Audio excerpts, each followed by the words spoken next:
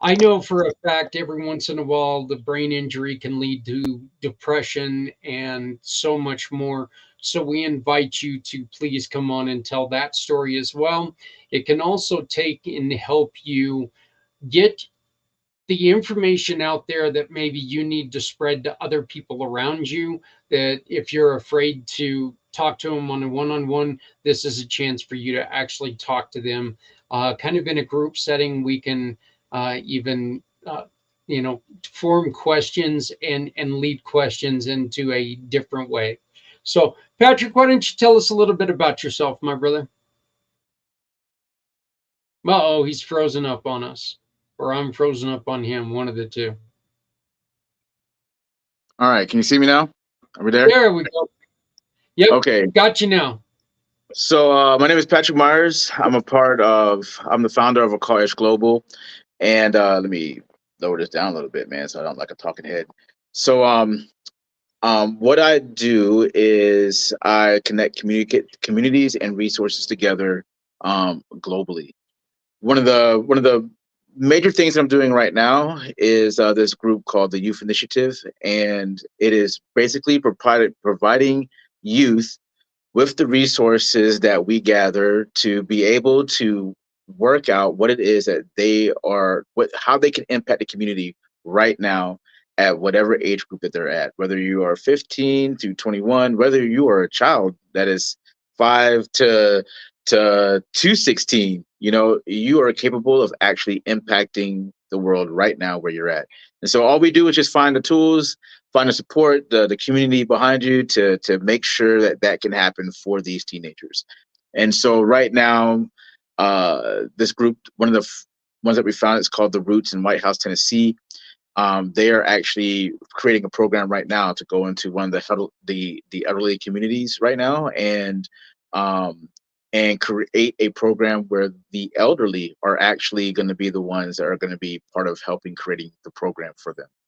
And so it's based on the concept of asset-based community development, and where your community is your greatest asset.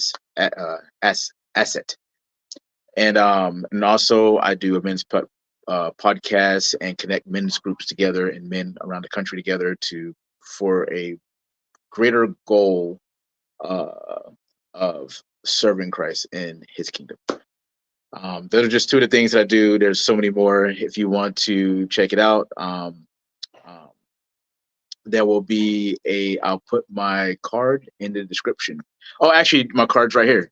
So if you You look got up it in there already. the Popple hashtag, you can see the different podcasts and ministries, and there are actually more ministries being built right now. So like, there's more to be added. So that's what I do. Patrick, one of the things that you and I have talked about is before, and while we're waiting for our guest to take and deal with my mess up, we'll go on ahead and mention this. You were talking about the youth ministries, something that we did with the hockey team a couple weeks ago that I found very useful is that we ask kids to tell us what they can do right now to make a difference in their community, to help someone out in their community. These kids are looking at things from youthful eyes, where you and I, we've dealt with a lot of the burnout and we've dealt with a lot of problems. We've built up our, there's really no other ways to say it, but we've built our guard. We put up our walls, and they're hard to bring down sometimes.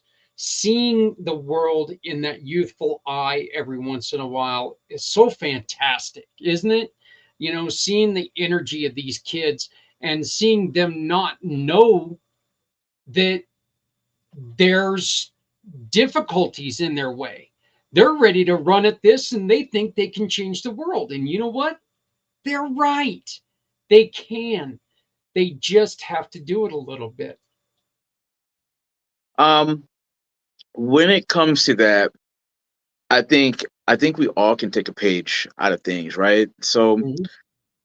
um, as people, the older you get, like, and like the more jaded you get with the world and stuff like that, and the more the world tries to tell you who you are, a lot of reasons why we don't, why why youth is so preyed upon by society, schools, curriculums, people, whatever, institutions, whatever, it's because we all know that like children and youth's ability to think outside of what the world wants them to think, um, is a very powerful tool. And I've seen it time and time again. One of the things that I'm really fascinated about is this is called the Montessori school, the Montessori schools, and um, and the way that they train things and stuff like that, which trains the kid to be independent and think independently and use resources independently. And these kids go on to just think of the world and operate in the world in a way that just most people are not capable of doing. And um, what this is designed to do is help kids to understand that, well, me personally, I believe that your identity is shaped by God, right? Once you understand who God is, you start to understand who you are. That's a personal belief of mine, and it changed the fabric of everything I do, which is why I'm able to do what I do, because I know who my God is. And because I know who my God is, I know what kind of son, I know that, I just need to be a good son to that father. And with my identity being freed in that way, I don't have to be a good father. I have to be a good son. I don't have to be a good um husband. I don't have to be all these things that we put these pressures on ourselves to be. I'll be those things if I understand that my identity is in God and Christ. And which just frees me actually to become and to constantly keep becoming and to think outside the box, to not let the way the world thinks or other people think influence my path and my direction and my destiny. And so you want to give that same tool to youth. That's why everything in their lives is trying to claim and speak into them and tell them what their destinies are supposed to be. When God, the one who gave you breath, let your heart breathe, let your heart beat, is the author of that. And a lot of times we're arrogant to believe that that's not true, even though you have no control over your life and death. So somebody's in control of it. So give it back to that person. And when you see kids start to when you see youth really grab a hold on to who they are, not what their parents tell you, not what not what not what your school's telling you, but what God tells you. Like what a person can become is absolutely astronomical, because there's a true freedom that allows you to create, that allows you to have faith in areas that you there's a verse in the Bible that says faith is the substance of things hoped for, the evidence of things not seen. And a lot of times we don't understand, like, faith is literally believing in the invisible. And anything that has ever been created on this planet has been an invisible thought. Your iPhone, the thing that you use, everything in that room that's around you, your shirt, your hat, your glasses, everything around you was a thought. And in that thought became this thing where someone like, I wonder if I could. And then you had all these other people that thought that person was crazy. And then next thing you know, there's an iPhone, there's a computer, there's a shirt that's made out of rayon instead of cotton, whatever it is that you could think of, glasses that you could put on your face and see clearly, glasses you could put on in your eyeballs. These are all things where somebody was like, I wonder if. And the thing is, but when you can do that through when you can have that kind of thought process through um, filtered through the one that has actually created you, the impact on the world for good is on another level. The impact to change things that have been set wrong is astronomical, man. A lot of what's going on in the world today, the things that are harming our nation and harming our kids, harming our people, man, is literally because of it. I don't know why I'm saying this right now, but I got to. Sorry, not sorry. Um, that's why it's so important, because right now I'm seeing youth die commit suicide, be in anxiety and depression on levels that it just it make we all know it's happening, but we none of us know what to do. And it's all because we're separated from our source, which is God, our creator. Because we're separated from our source, it's just like a fish out of water. You know, a source for a fish is in water. All sea life is in water. So you take it out, and they can't survive outside of it. You take a tree out of its source, which is the ground, you take plants and all that comes up out of the ground, then they can't survive. They might survive for a while in other environments a little bit, but they truly can't thrive. And we are the same. We are the same way. And when you have kids and you have youth and you have people that start to operate um, um, from their source, um, it starts to actually naturally start to be able to fix the things that around it that's not connected to that source, that same source. It just it's what happens, and you see it time and time again. Um, and that's why it's important to do the things that we're doing. That's why it's important to give the kids the tools. That's why it's important to be fathers and mothers that's going to fathers and mothers and communities that's going to get behind our youth, um and say, hey, like there used to be a time where we used to say, no, you can't do that, you shouldn't do that, no, we're going to protect you from this. And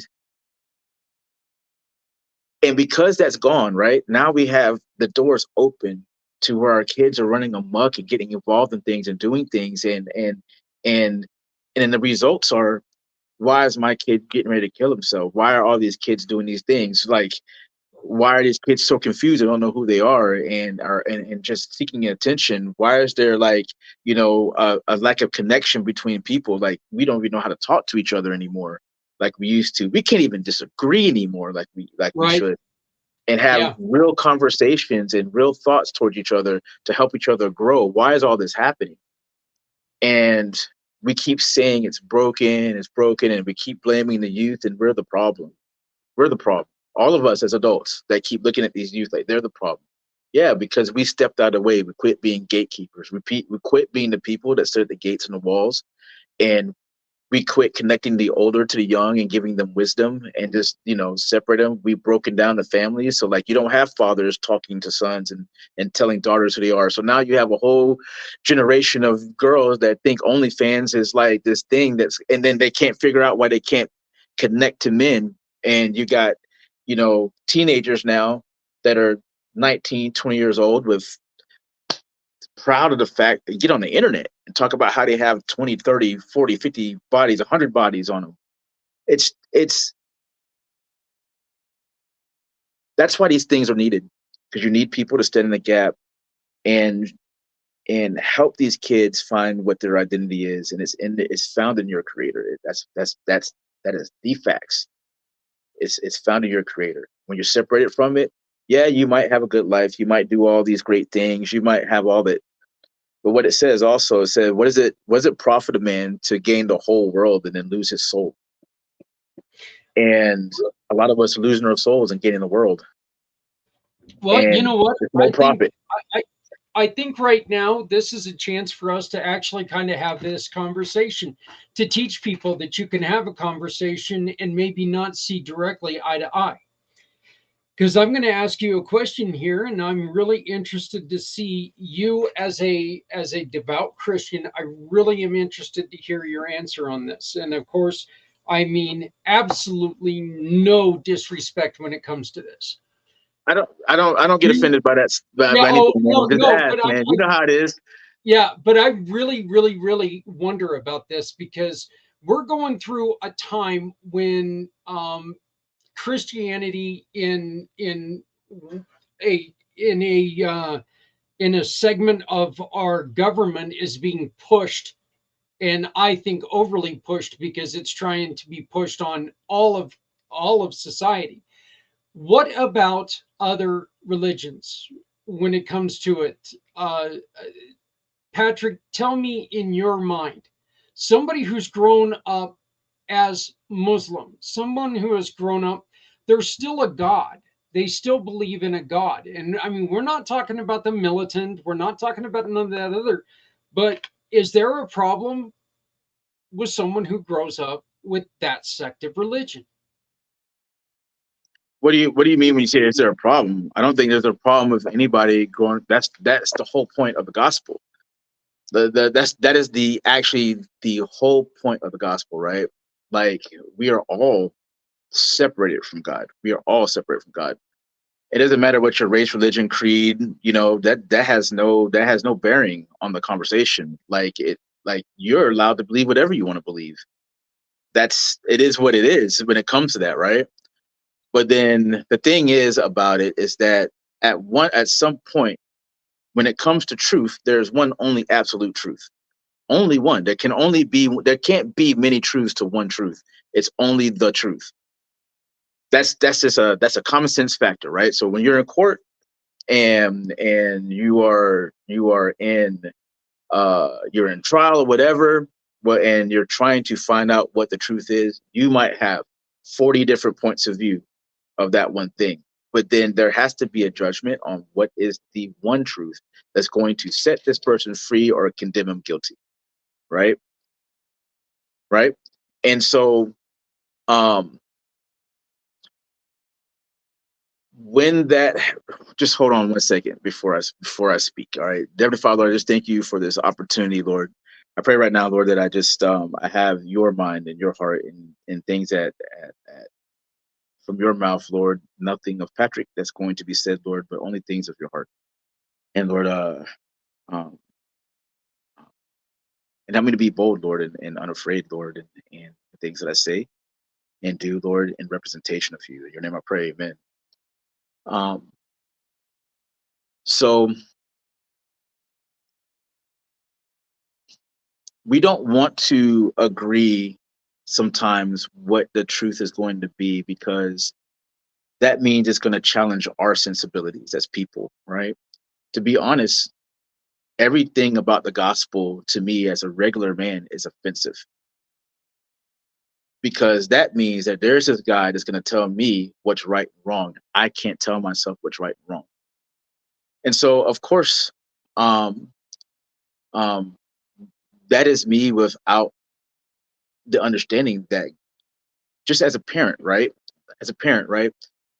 Would you let your kid go out and um, you have your kid, say your son. I remember you talking about your son, and I know Mhm. I know how much you love your son, right? I know how much you love your son. But would you have ever let your kid play in the front yard, where if you had a street that was full of traffic, would you just let him go and play in the front yard when he's 2, 3 years old, 4 years old, and with no fence, with no supervision whatsoever, and just let him just go in the front yard where all this traffic and there's like, you know, uh, you hear in the news there's coyotes in the neighborhood and all that kind of stuff. Would you just let him go out there and not put a fence up? What would you do? Oh no, no, no. Very, very protective of my children, both Mm, of my boys. I was, I where as they get a little bit older, I take in and it became to where I would no longer restrict their decisions. I would just tell them, you'd guide you them. know, think of the consequences. Do what you're going to do because you know what? They're going to do it anyway. Hmm. But think of the consequences and Well, make a judgment on that. see, God does the same exact thing, but just like a teenager, when you're a teenager and your dad is telling you, like, hey man, this friend is not good for you, and you don't know him, or you got that girl, that you like, and your dad's like, man, she's trouble, brother. Like, don't like you don't know her. I love her. Blah blah blah blah blah. This is the way we are. This is the way we I are with married a couple of those ones. exactly though. But this is the way we are with God, and when God says, hey, this is the way things should be, then we have the audacity to be like, well, all these crazy things are happening in the world and whatnot. And the thing is, God allows us to live in a world where it's absolutely fallen, man. People do crazy things, bad things happen, people get sick, people die. That's because of the initial decision that we made against God from the beginning. When we say when Adam was at that point where Adam he made that choice, it brought sin into the world, man. Like, it affected all of us in this way. But then what God does, He goes, I love my children so much, and He writes those, like, there's no excuse for anybody, because everybody in some sense, shape, or form knows what's right or wrong. That's even without even acknowledging there's a God. They have a sense of what's right and wrong. That's why almost all societies have this kind of thing, this kind of structure and order.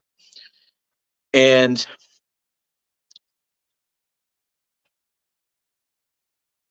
if we take it outside of the context of, like, well, we have all these different religions. The thing is, like, you say I'm a devout Christian. No, I am a follower of God. I'm a follower of Christ, right? Right. Because there's a lot of Christians out there that don't follow God. They don't follow Christ. They do exactly what the world does, and everything that, they cuss, smoke, they do all the same exact things that the world does. When God says, if you love me, you'll follow me and keep my commandments. Well, to be a good son, right? To you, like, you're going to allow your son to have his free will and his choices to do whatever he wants to do. But you're always going to tell him, this is what you should do. This is the right thing to do. This is, if you want to have a better relationship with me, son, like, this is how you can listen and whatever. But then you have the time where you're rebellious against your father, you don't listen, the relationship is not there, right? You don't even have one at sometimes, right? And that's the way we are with God, right? He's saying, hey, this is how you want to have a relationship with me. This is what you have to do to have that relationship. This is how you can have access to all of my inheritance and everything that I have that I want to give you. This is how you can even come and be with me, even though you have done all these different things, right? This is what he says. But then we go, no, I want to do it this way. No, this way sounds better. No, I have my own ideas about this. Well, okay, he ain't mad at you for doing that, but then there's always consequences for when we don't listen to our father. Always consequences. But then when the consequences come, we want to be like, no, that's on you. You should have told me. You should have did this. Why didn't you fix this for me? He's like, no, I tried to show you the way that you can actually overcome this yourself. I tried to show you that when I say that I am the way, the truth, and the life, no man can come into the Father but by me, which Christ was talking about. No man can come to God. We are separated from him unless they accept Christ as their Savior. That's what he says. But we go, no, there's other ways to him. No, I think this way to him. But there's gonna come a point when you die, man, and then you can't sit there and be like, no, you have to. You took your choices, and so God's not this thing, right, this person or this entity that's just going sitting there going, I'm just gonna punch this person. I'm gonna punch this person. No, He gives us every opportunity, every beat of every heartbeat that you have right now. So we've been talking for roughly, let me look at the counter, 30 minutes. Yep. So 30 minutes, say you have 60 beats a minute, that's 3,500 minutes, 3,500 heartbeats, right? That's a healthy person. That's 3,500 times where God has been to every person that is listening to this right now. Hey, that's my heartbeat that I've given you. That's my breath that you're breathing. Acknowledge me and give it back to me. I love you. All I want to do is have a relationship with you. That's 3,000. And this is, I'm going to even break it down even crazier to you.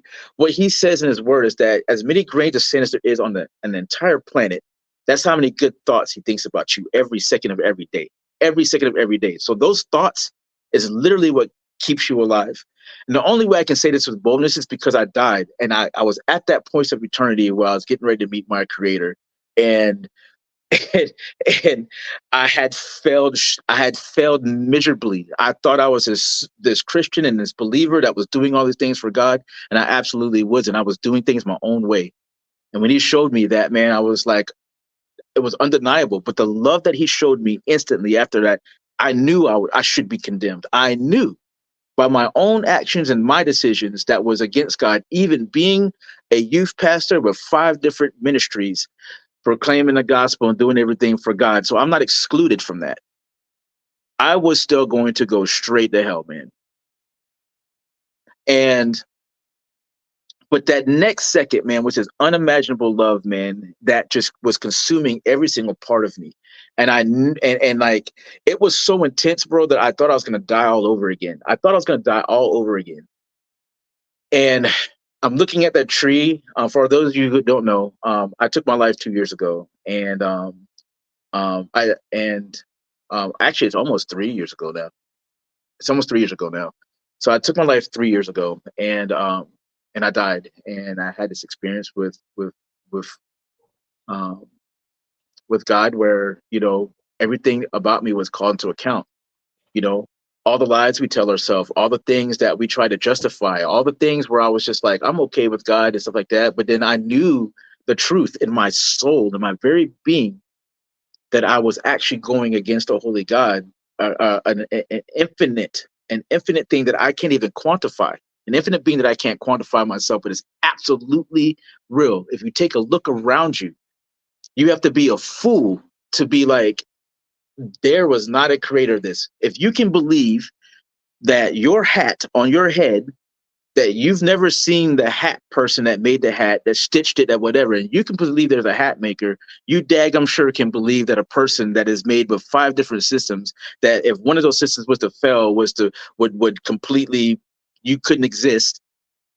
The fact that you can't control the air, that you cannot control even your own life and death. You might think you can. I tried it. You might think you can, but you don't even have control over that. You can't even, if you was to hold your breath right now, and on your own free will, you can't even suffocate yourself to death, because you will have to take a breath. You can't say heart stop, heart start. You can't do any of that. So the very essence of everything you are is in something else's hands, not yours. And we're so arrogant to believe that it belongs to us, and it's not true. And then we get surprised and we say, so that's just one truth. That's just one truth. So how can there be all these ways to this one God? That is the thing of it. That's the question that you have to answer yourself. That's the question you have to answer yourself and go on your own seeking journey. I'm not against your journey. I'm not saying that right now. I'm just telling you from a man that's died and was there, that like um my life has absolute, when I accepted the fact that there is one true God, and that Jesus was my savior, and that he died, buried, rose again for my sins, that he sent his son, no matter how terrible I was as a person.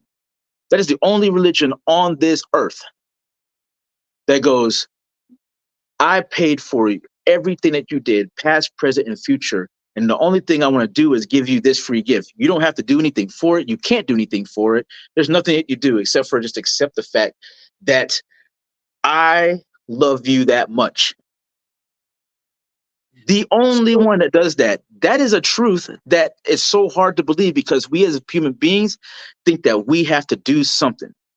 We believe that we want things to be in our control, and salvation is completely out of our control. It's okay, so completely out of our yeah, control. so my question for you then, Patrick, is there a religion that is wrong? Is Muslim in your Christian eyes No, no, no, no, today no.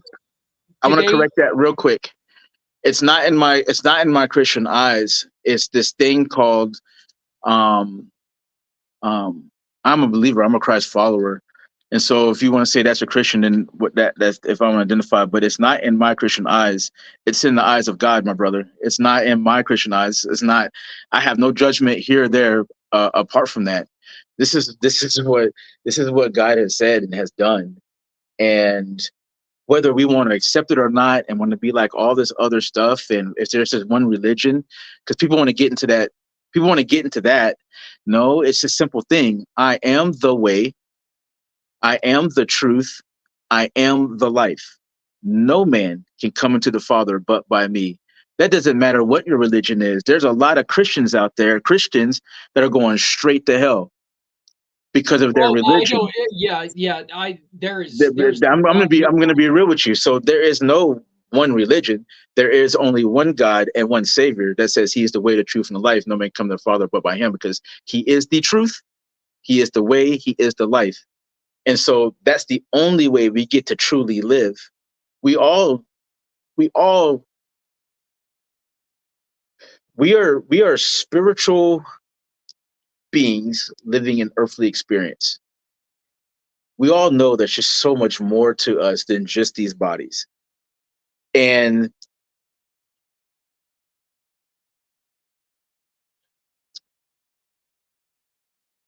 we are always asking the question, why am I here? Who am I? And then you have this thing where God goes, hey, I'll tell you who you are, but we don't want to listen to it. We don't want to hear it. And so even in Christianity, I'm going to be real with you, brother. In Christianity, we've made our own God.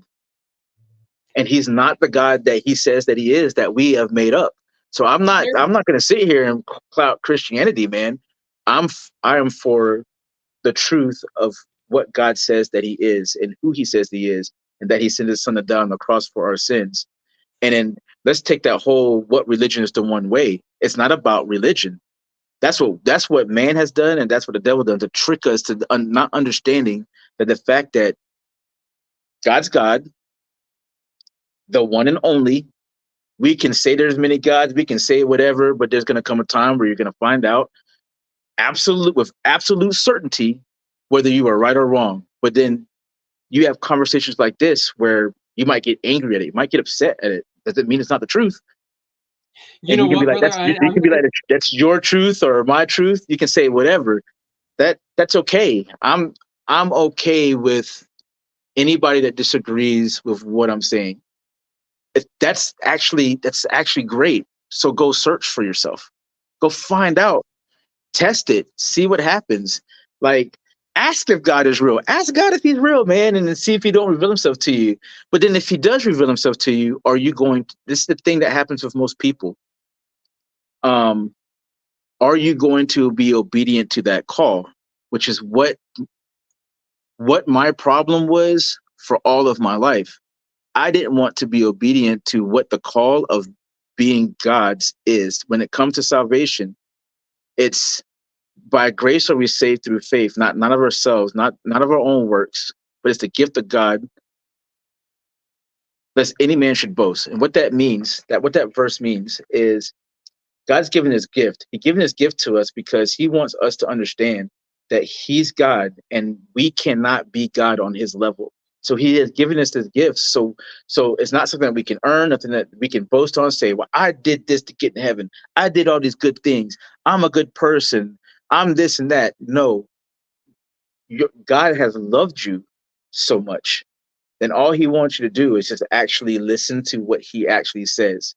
And that listen to what he says by accepting his son, which is his gift to you, to actually have the life that you really actually truly want, are desiring and seeking and trying to have. He said, this is the way to do it. But most of us as human beings, that's either that's not enough, or we can't understand it, or we have these issues, or this or that, or no, I would have believed this way, I'd rather believe that way. Like, I accept this religion over that. There's no way that God can be real. And it's like, okay, okay. I'm never gonna have that argument with anybody over what religion is right.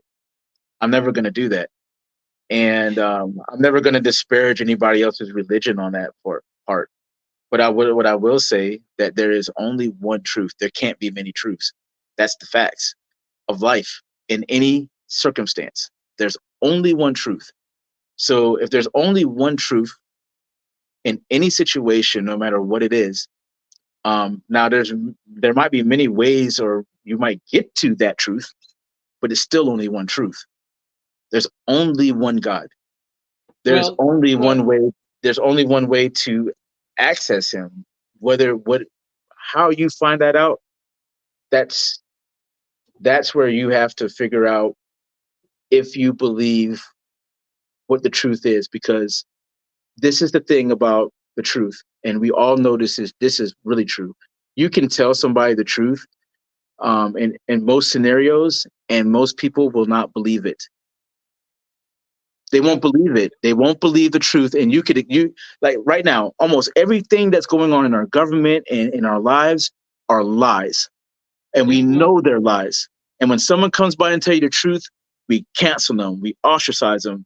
Like the people that are telling the lies actually are the ones that, and you know that they are, you can see the evidence around you and you still believe the lie.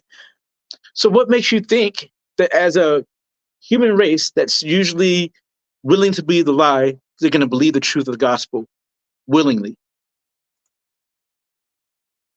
Well, here's we've got Lashone has joined us, so I'm going to bring her on. And Lashone, I am so sorry I screwed up everything. Please accept my apology, and Oh, no worries. I would love for you to join us next week as well, Okay. so we can finish telling your story. And I promise you, I will try not to mess up again. But welcome to Footprints Forward. Thank you very much. I actually just came on early. This is my first time I've ever going on a StreamYard.com. Yeah, it's And so I didn't know that if I were to sign in that I could, hear the streaming as it is going on right now. But so I was coming in just a little bit early trying to prep. So the one question obviously is, can you hear me greatly? And is it good? Yes. Okay. That's the only thing I yep. was trying to sneak in and check. Yeah, well, you're on beautifully, and unfortunately, as I was saying, I screwed up so bad that we're already 43 minutes into the show. Okay. I got the hour wrong. I got everything wrong. I'm telling you, I couldn't have. I I think the only way I could have messed it up more is to say it was on like a Thursday afternoon, in which I got Monday right. That's okay. I We're got the here. afternoon right. But yeah, so Lashone, we are very, very proud to have you on Footprints Forward. And we would love, again, I apologize and I hope that we can get you on next week to Sure. come and finish your story. But can we ask you to tell us a little bit about you? Okay, well, thank you for asking.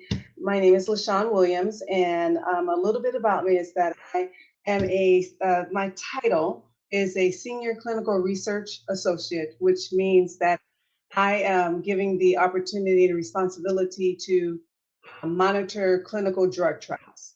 So, Okay. any medication you want to think of has to go through a clinical trial. And that's what I do. I go to the sites and I look at the data and see. So, you have that commercial, please take this. But then at the bottom, they say, we have these headaches, migraines, da, da, da. They say that very quickly, right? So Yep. that's Yep. what I do. I monitor that information when they have adverse events or whatnot. We have to report that so we can, so the FDA can approve the drug. And yeah, so basically that's what I do. What I have done out of my heart, because I really, you know, doing this in this field for a long time, I see the need to assist in or get some more work into diversity in clinical trials. And so I have started a podcast, and it's called Voices Unheard: Diversity in Clinical Trials and Unmet Needs. And just that's what I really want to do is have a platform where we can talk about diversity in clinical trials for the marginalized people, letting them understand and get that information if they need help in understanding clinical trials, and get more of a representation of the true population in the United States. Okay. Let me ask you a question. When it comes to clinical trials, we know that you have yours who actually take the medication, the blind test studies, right? Is that what it's called? Is correct. Placebo blind test. Yes, you Right. give placebo and Right. you have your drug. Right. How difficult is that to take and talk to people and say, hey, we're going to try this insert insert um, disease or malfunction here. We're going to put you in this trial, and then they come to find out, hey, wait, I was taking a sugar pill or whatever it is. How difficult is that to deal with people after the effects that, wait a minute, what do you mean I was part of the placebo effect?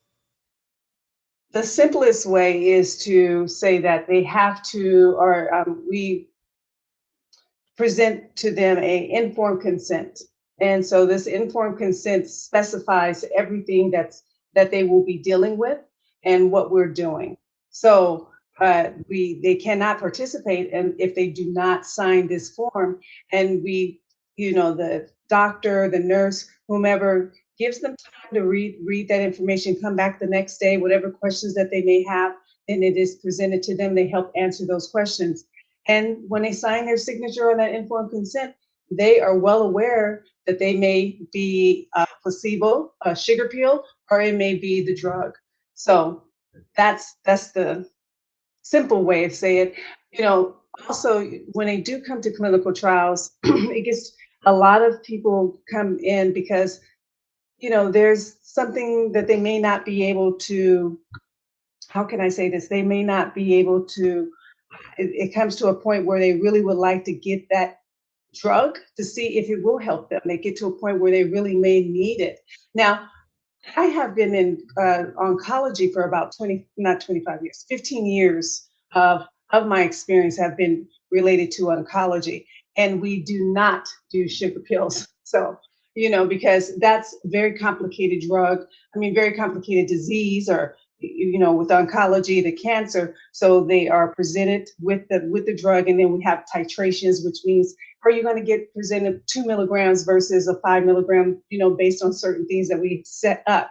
So I think what I'm saying is that the severity of the clinical trial is taken into consideration.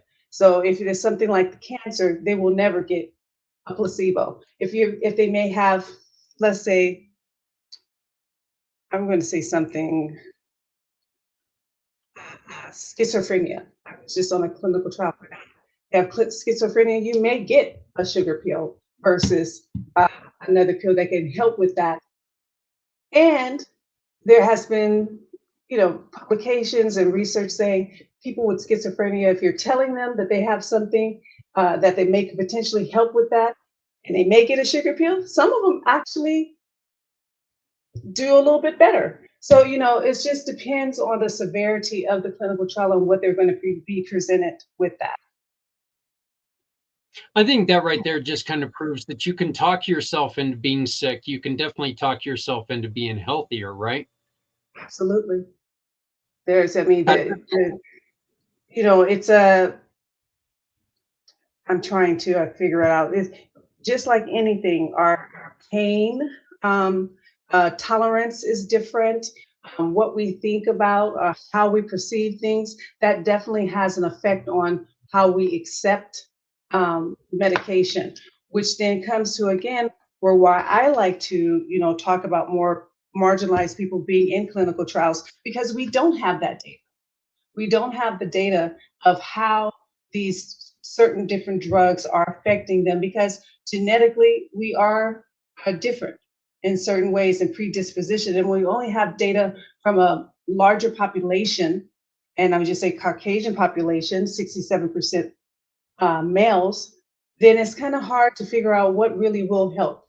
And that's why I think it's critical to have these conversations so people of color, Black, brown, will know what we should be doing and how we can help.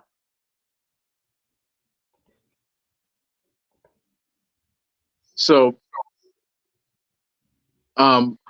I personally feel that's like a huge deal. I worked with been working with inner city communities pretty much my whole life with my father and myself when I got older and different things like that. And I actually think it's the first context where I'm not working with inner city communities. Um, but I am still working with a lot of poor and what we would call poor and stuff like that. I don't like to call people that, label people that.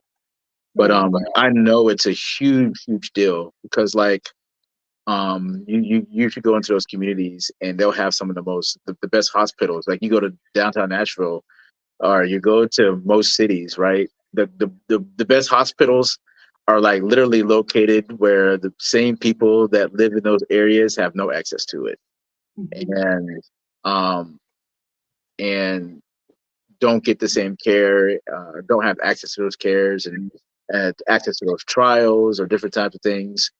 And I really, really just we were talking before when we had our pre-interview, just like so excited to hear even more about what it is that you do and the opportunities that are afforded, um, and um, what we can learn as a community as a whole. It's not just even for um, people that are not part of those communities, you know, that can be part of the problem solving this too.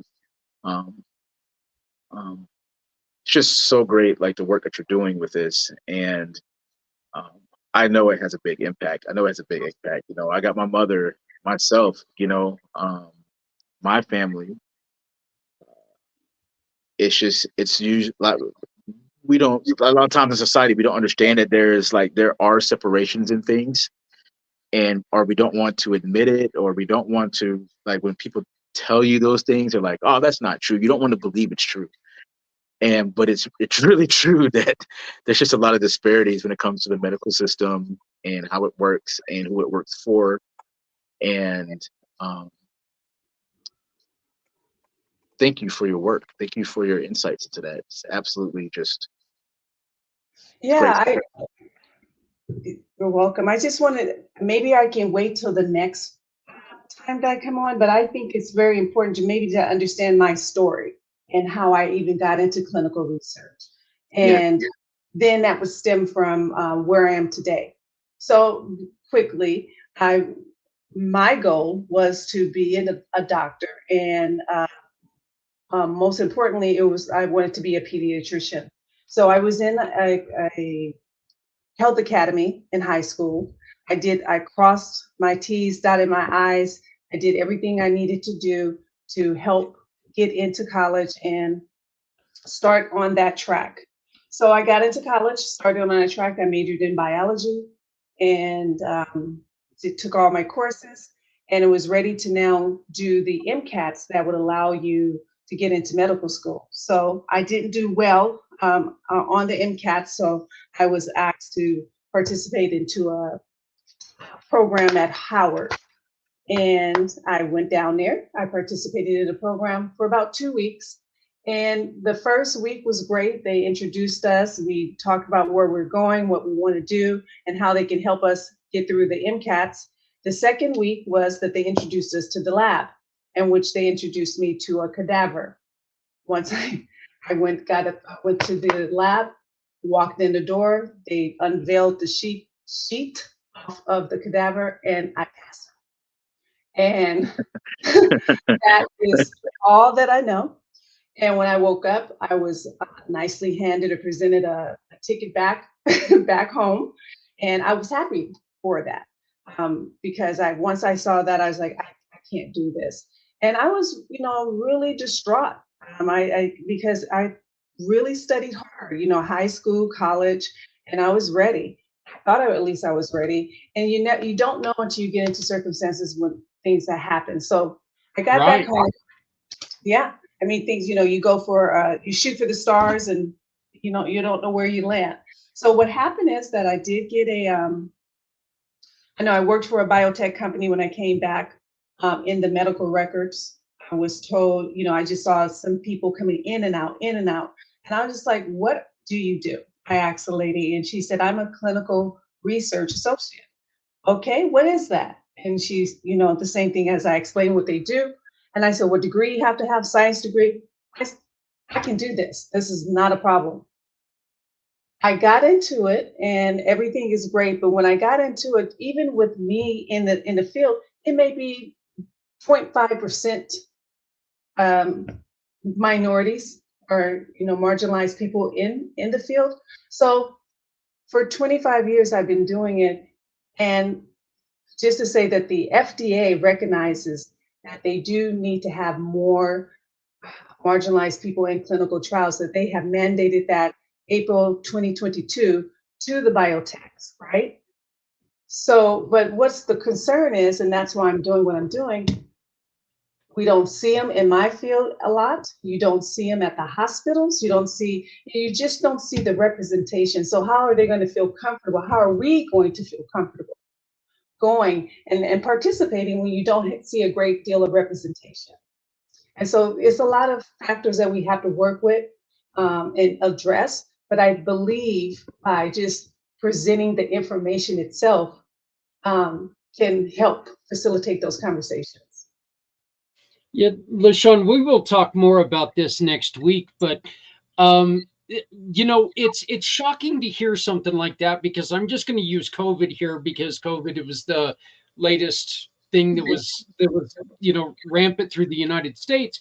But they were coming out telling us that Black individuals had different had worse symptoms with COVID. Yes.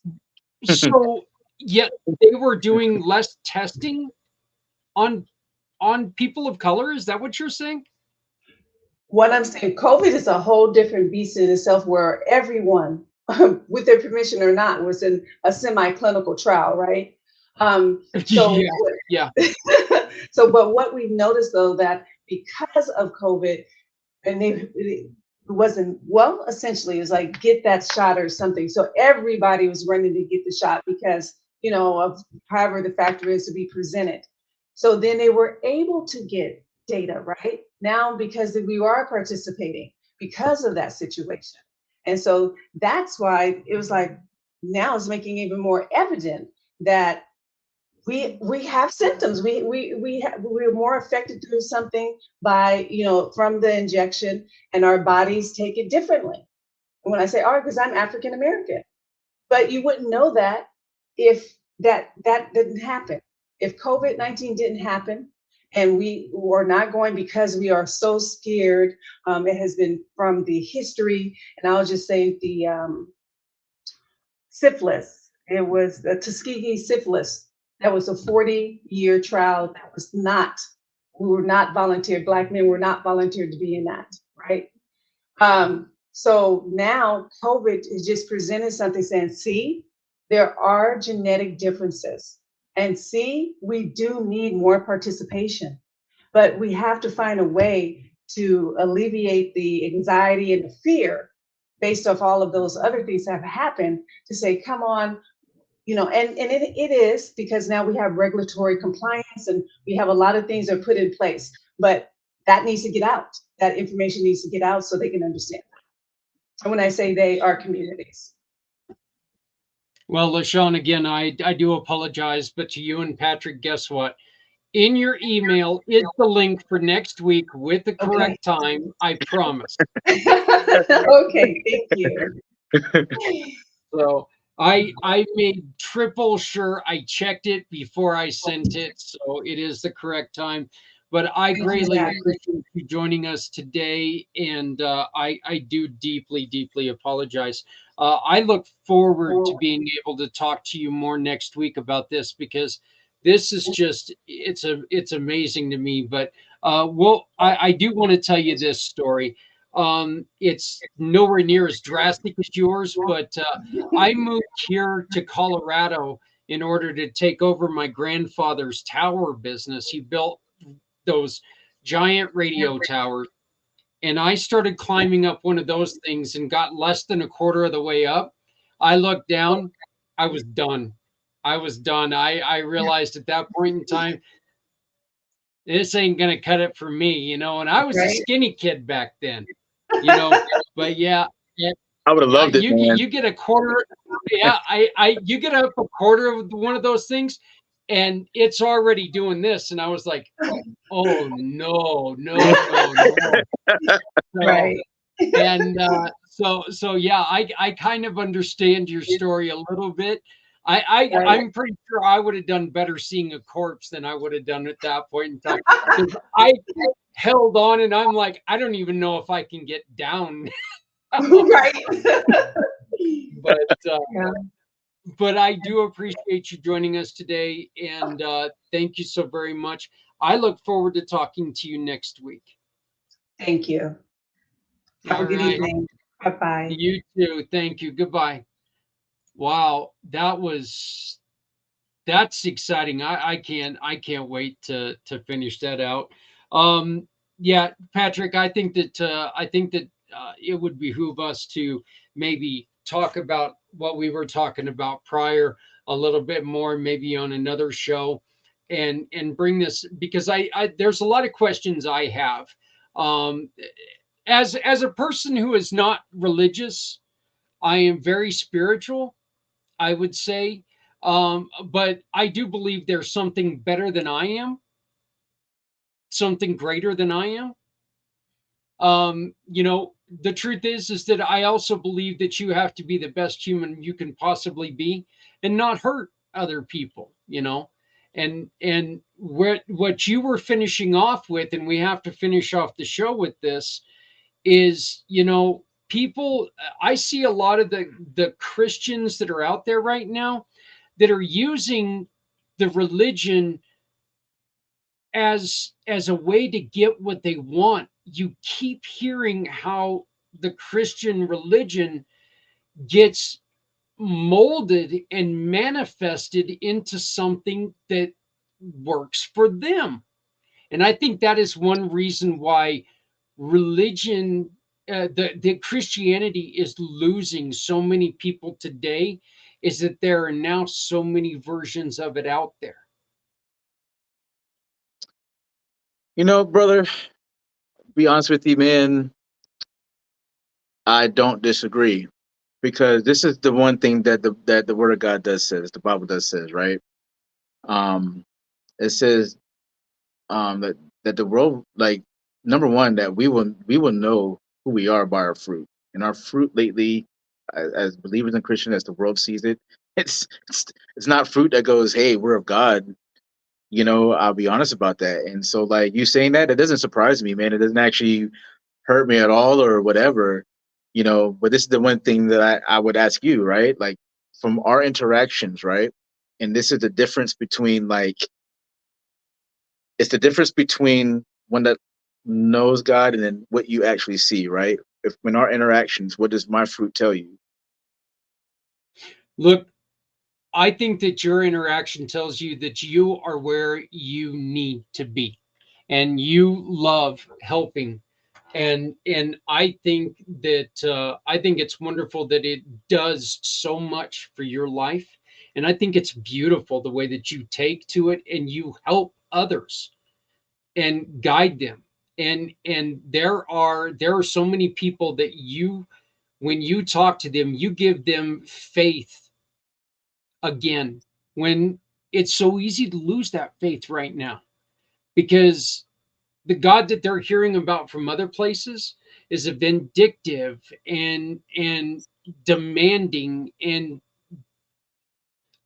dare I say, even demonized in certain areas. And people have lost faith in God because people are using God in the wrong way. Well, this is And I the think reason. it's The reason. become a way that people are hurting. Yeah. They're hurting inside because a God that they thought they knew gets turned into something that that's not what we grew up with. That's not the God that we were supposed to, that we grew up with and we thought we knew. This new God that's been told to us a lot is a very vindictive and you know the God that I hear about quite often now is a God that I don't want. When it comes from some of these other people who know everything, it's not the God that I want to be with. So I mean, it's very, and it let me also say this, Patrick. I don't know if I've ever told you this, but I have interest in someday when my life is winding down and slowed down a little bit. Ha ha ha. I have an interest in talking to religious leaders of all sects, from everywhere, and talking about their religion and doing a question and answer segment to where we can understand each other's religions a little bit more and maybe take some of this misconception from one area and say, wait a minute, we're kind of talking about the same thing. We heard the other day how there is back in Hinduism that comes from beyond the first that comes from the like the first religion or organized Christianity. There was Yeah. Hinduism where there was somebody who built a boat from a giant flood. There are so many things that are similar, and I want to be able to put these together and look, say, you know what, nobody's demonized here, except for of course the ones that are demonizing, and That's bring us together. that's exactly what you just said, right? All these similarities, it's just like in a court case, right? Where you have all these different views, right? I saw this accident this way, you saw this accident this way, I saw this accident this way. You have 10 different people to different stories, right? Right? Now all of them have seen it from this perspective and it is truth to them. That's okay. But at the end of the day, all those stories have to come to this one point where all of them can't be 100% correct. There has to be one truth that comes from all those things, all those Mhm. similarities. There has to be one central thing that is exactly what it is. And so in that case, it's just like when I was asking you that food question, right? I wasn't asking you that to highlight myself. The thing is actually to explain this is the truth of things, right? That's got it. The only way especially with the way you believe, the way that we are such good friends, right? In the fruit that you see or whatever, it's because of how I allow God to be God in my life. It's not me that you see. It's what it is that I try to be as obedient to what he says, that he puts down, like this is what you should be. And I try to be obedient as possible through that. Do I fail as a man? Absolutely. Oh yeah. Absolutely. And I can't be perfect at it, man. But I constantly just go, God, who is it that you want me to be today? God, who is it what is it? And I'm constantly learning more about his character and the truth of things and stuff like that. And then so the fruit is, when people come around, it gives more hope. When people come around, they want to ask more questions. People come around, like it's the fruit it is going to actually lift people up. It shouldn't be hurting people and tearing people down. But the thing is, also, I'm also obligated to like not even back down when if it's because sometimes the truth offends because it's the Yeah, oh, truth, very, very right? true. The truth Very true. offends because it's the truth. That's okay. That doesn't mean I need to do it in a way where it's going to be demonizing to people or whatever, or like. There's no advantage I get. I am a servant of Christ. I don't get an advantage.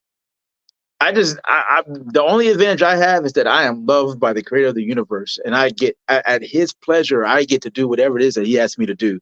That is my life. That is actually how I live Well, my life.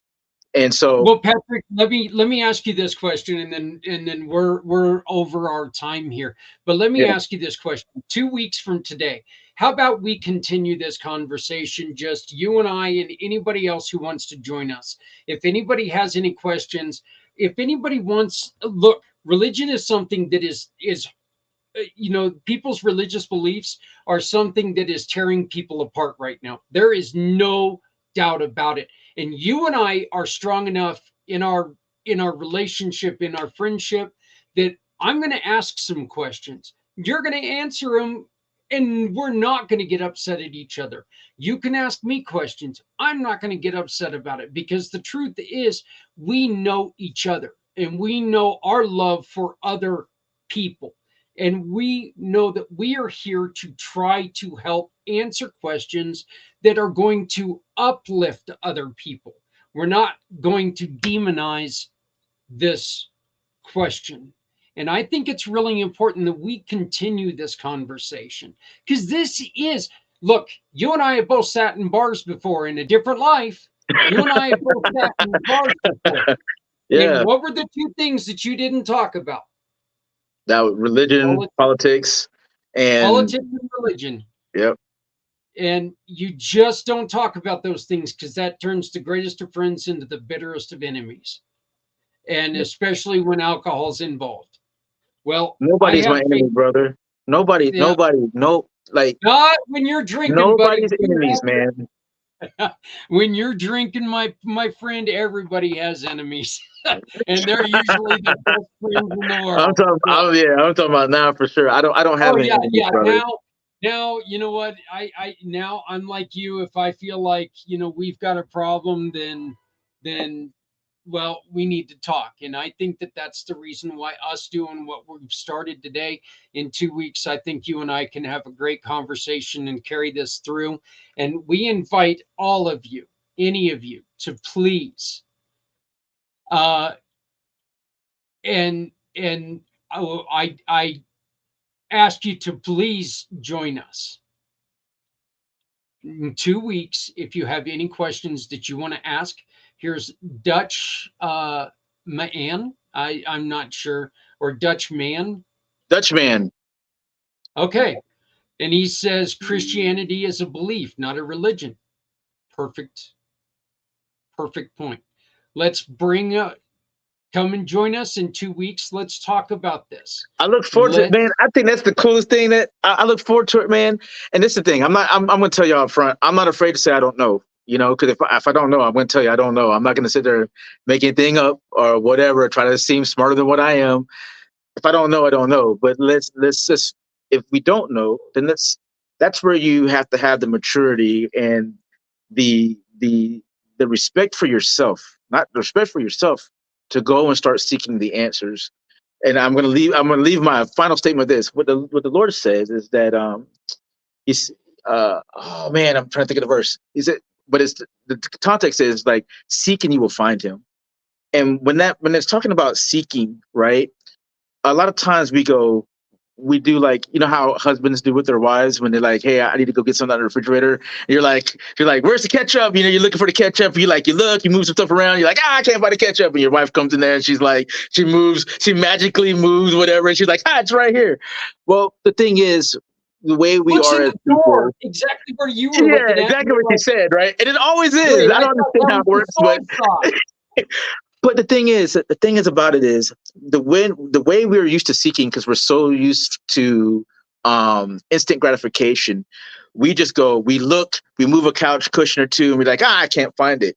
But that Hmm. word seek means is that you continuously keep seeking and you keep digging. Because if there was $1 million hidden, if I say there's $1 million in your house, find it. Man, you would bust open every door. You would bust open every crack. You would be digging up the concrete. You'd be tearing the walls down. You'd flip the refrigerator over. You know what I mean? But you would do whatever it took to find that $1 million, right? But we do not seek after truth this way. We just believe what people tell us. We believe what we hear. We just go off of whatever. We go off even our own emotions and our own intuitions, which a lot of times is not the best thing, and that's the truth. Truth has become a feeling. Truth has become an idea. Truth is exactly what it says it is. It is truth.